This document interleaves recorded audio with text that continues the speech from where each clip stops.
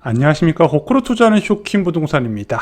요즘 부동산 시장과 비슷한 시기가 있었습니다. 바로 2009년이죠. 강한 반등 후 4년간 지옥이 펼쳐지게 됩니다. 자, 이번에는 괜찮을까요? 영상 시청 전에 구독과 알람 설정으로 다른 인생을 만드시기 바랍니다.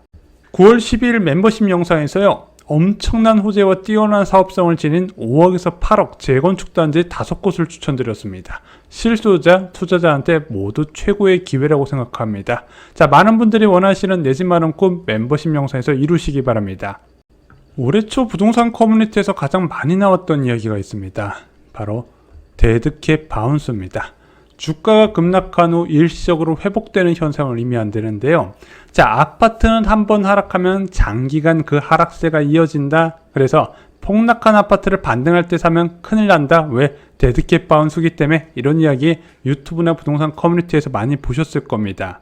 그 주장의 근거는요, 2009년 부동산 시장 상황이었습니다. 이 당시에 미국발 금융위기에 따른 단기 급락세가 나타나요. 그래서 쭉 떨어지죠. 그리고 9개월 동안의 부동산 가격이 빠르게 반등을 하게 됩니다. 자, 이렇게 반등을 해서 거의 전고점 수준까지 갔는데 그 이후에 4년간 대세 하락기를 겪게 돼요. 자, 2009년 말부터 2013년까지 얼마나 하락했나 봤더니 2009년 9월에 음마아파트 30평이 10억 2,500만 원이었습니다. 그리고 나서 2013년 1월에 7억 500만 원까지 무려 31.2% 하락합니다. 데드캣 바운스의 전형적인 예죠. 자, 이것이 큰 폭락 이후 찾아오는 반등을 조심해야 된다는 근거입니다. 유튜브에서 많은 전문가분들이 주장하는 내용이고, 상반기 반등장에 이런 이유로 많은 사람들이 관망을 했습니다. 자, 2023년도 2009년과 정말 비슷한 움직임을 보입니다. 일단은 12월 달에 바닥을 기록했다는 거, 그리고 12월에 바닥을 기록한 이후에 빠른 속도로 반등세가 나타나면서 9월까지 회복세를 보였다는 거죠. 지금까지는 2009년과 똑같은 움직임을 보이고 있습니다. 자, 그럼 2009년 이후에 9월 이후에 도대체 무슨 일이 있었는지 한번 살펴볼 필요가 있죠. 정말 똑같이 재현될지, 그리고 지금 무주택자가 집 사면 위험할지 같이 한번 체크를 해보겠습니다. 일반적으로 부동산 하락은 두 가지로 나눠집니다. 유동성 부족에 따른 집값 하락, 대표 사례가 IMF 외환위기 때, 글로벌 금융위기 때, 그리고 가장 최근에 2022년 11월에 발생한 레고랜드 사태가 있었죠. 또 다른 부동산 하락 원인은 공급 이슈에 따른 하락입니다. 시장에서 공공 중심으로 과공급이 일어나면서 집값이 하락하는 케이스예요. 자, 1990년대 대세 하락기, 2009년부터 2013년 대세 하락기가 있습니다. 2008년부터 2009년까지의 집값 하락과 2022년 집값 하락은 원인이 같았습니다.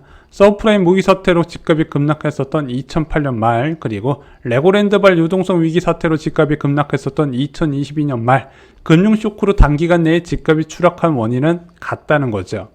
2009년 9월 이후에 집값이 하락한 이유는 무엇일까요? 공급 이슈입니다. 장기적으로 저렴한 주택이 많이 공급된다는 신호로 하락한 케이스예요. 올림픽 선수 기자촌 아파트를 예로 들어 보겠습니다. 5,540세대의 매먼트급 대단지죠. 자, 여기 40평 아파트가 현재 21억 5천부터 호가를 합니다. 하지만 이 아파트를 보유한 소유주 대부분은 팔지 않고 계속 보유하고 있겠죠. 왜 팔지 않고 보유할까요? 당연히 계속 가지고 있으면 더 오르는 것을 알기 때문입니다. 지난 수십 년간의 경험으로요. 그럼 이 아파트 소유주를 불안하게 하는 방법은 무엇이 있을까요? 대출 규제를 가한다든가 세제 규제를 가하면 이 아파트 소유주가 싼 값에 팔까요? 그거보다도 더 확실한 방법이 있습니다. 자, 올림픽 선수 기자촌 앞에 큰 공터 있는 거 아시죠? 자, 이 공터를 그린벨트를 해지해서 고밀 개발해서 약 2만 호 아파트를 8억에 공급한다고 생각해 보겠습니다. 그리고 이것도 부족하다. 여기 봤더니 간북지구가 있네. 이 간북지구의 그린벨트를 해지해서 한 4만 호 정도 아파트를 6억에 공급하면 어떨까? 그러면은 올림픽 선수 기자촌 보유자 입장에서는 굉장히 불편할 수가 있다는 겁니다. 왜? 내 주변 지역으로 저렴한 공급이 늘어난다는 확신이 나왔다는 거죠. 그러면 소유주 입장에서 어떻게 해요? 관망을 하기 시작합니다. 자, 근데 정부가 여기서 멈추지 않고 6개월마다 신도시를 여러 곳을 동서남북으로 계속 발표합니다. 자, 발표된 거 봤더니 진짜 입지가 괜찮아요. 서울에서 가깝고 그리고 선호도 높은 지역에 공급을 합니다. 그리고 알짜 입지인데도 불구하고 저렴한 분양가를 제시해요. 그리고 공급도 굉장히 빨리 진행된다고 합니다. 자, 그러면서 어떤 현상이 나타난다? 수도권 전역으로 수요자들이 매수하지 않고 대기하는 결과가 나타나게 돼요. 그럼 사람들이 사지 않으니까 제일 먼저 어디서 나타난다? 거래량에서 나타난다. 그러면은 어느 아파트 단지든 매도자가 있는데 거래가 이루어지지 않으면 불안하게 된다는 거죠. 불안해하는 와중에 계속 신도시가 공급하다 보니까 이렇게 생각을 하는 겁니다. 그나마 제각받고 빨리 팔 수 있는 방법이다. 지금이라도 빨리 던지자. 이것이 장기화되면서 집값이 계속 추락하게 됩니다. 이것이 2009년부터 2013년 대세 하락의 원인입니다. 일단은 2기 신도시하고 인천 경제자유구역 같이 참여정부에서 추진했었던 공공택지에서 입주 물량이 일단 크게 증가해요. 그러다 보니까 그전까지 팽배했었던 공급 부족 이슈가 없어지고 어느 정도 공급 부족하지 않는다는 신호가 잡히기 시작합니다. 자, 이렇게 주택이 부족하지 않네? 여기에 보금자리 주택 사업을 새로 추진하는 겁니다. 그러면서 엄청난 속도로 진행을 해요. 그래서 2009년 11월에 첫 사전 청약을 진행하는데 당시 강남에 이제 관심을 많이 받았었던 강남 보금자리의 국민평수의 분양가가 3억 5천만 원이었습니다. 3억 중후반에 공급을 시작해요. 그리고 미사지구 같은 경우는 3억 1천만 원에 분양을 합니다. 그래서 사람들이 분양가가 4억 넘으면 다 비싸다고 생각해요. 왜? 강남 보금자리를 기준으로 해서 생각을 했기 때문이죠. 당연히 기존 주택 사면 바보 소리 듣던 시기였습니다. 결국 박근혜 정부에서 장기간 부동산 시장 하락 시장을 반전시키기 위해서 적극적인 부양 정책으로 전환할 때 무슨 카드를 꺼내 들었다? 바로 공급 축소 카드를 꺼내든 겁니다. 그래서 보금자리 주택지구로 지정됐었던 광명 시흥지구가 2014년 4년 만 지정 4년 만에 해제가 되고요. 간북지구도요 4년 만에 없던 일로 돌아가게 됩니다. 이 두 개만 합쳐도 거의 10만 호 가까이 됐었어요. 자, 보금자리 주택지구의 또 인기 비결이었던 바로 저렴한 분양가도요 제도가 개편이 됩니다. 원래는 이제 분양가를 산정할 때 토지 가격을 평가해야 되는데 이제 보금자리 주택 사업 같은 경우는 조성원가 연동제를 시행했거든요. 하지만 박근혜 정부에서 감정평가 연동제가 진행되면서 이때부터 보금자리 주택지구의 분양가가 크게 올라가게 됩니다. 자, 공급 축소와 더불어서 나왔던 게 바로 금리 인하였죠. 최경환 부총리와 이주열 이제 당시 한국은행 총재는 지속적으로 금리 인하를 하게 되고요. 마지막으로 대출 규제 완화와 그리고 다주택자 규제가 풀어지면서 부동산 시장은 다시 반전이 되면서 2014년을 시작으로 상승, 그것이 2021년까지 이어지게 됩니다. 자, 그럼 2009년부터 2014년까지 집값 하락한 이유는 알았어요. 다음에 대한민국도 2023년 9월부터 그것이 재현될까요?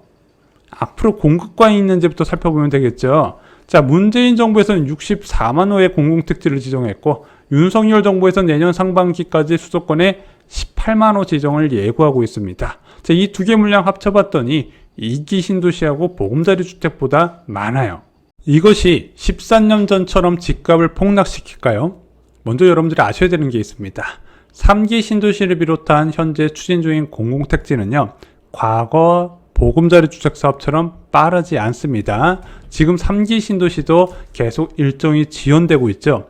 두 번째는 지금 공급되는 공공택지 분양가는 그때처럼 절대 싸지 않습니다. 당시 보금자리 주택 사업이 그렇게 많은 이제 저렴한 분양가를 내세울 수 있었던 거는요, LH가 부채를 천문학적으로 감당한다는 조건하에 공급이 가능했었고 지금은 그것이 불가능합니다. 마지막으로 그때처럼 좋은 입지가 아니에요. 아시다시피 서울의 공공택지는 추가로 지정되지 않았습니다. 그리고 서울 인접 지역에도 공공택지를 사용할 곳이 마땅치 않아요. 왜? 보금자리 주택 사업할 때 박박 다 긁어 모았기 때문이죠. 마지막으로 이게 공급 과잉에 따른 집값 하락이 오려면은 진짜 LH공사에서 과거처럼 쏟아 부어야 되는데 지금은 그렇게 하지 않다는 거죠.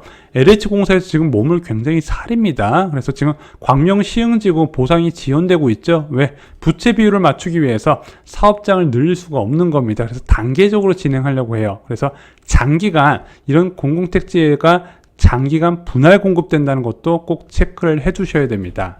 많은 사람들이 2009년 상황을 기대합니다.